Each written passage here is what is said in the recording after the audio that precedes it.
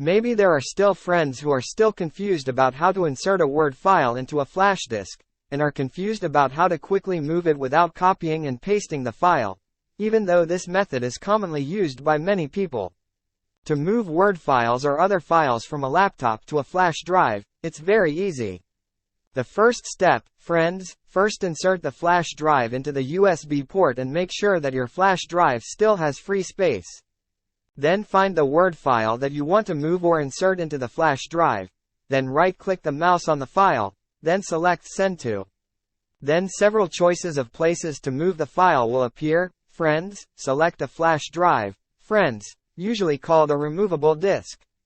After that, the file we selected earlier will automatically be copied into the flash disk. So how about friends, how easy is it? That's the way to move Word files from a laptop to a flash disk. I hope this tutorial can be useful for all of you.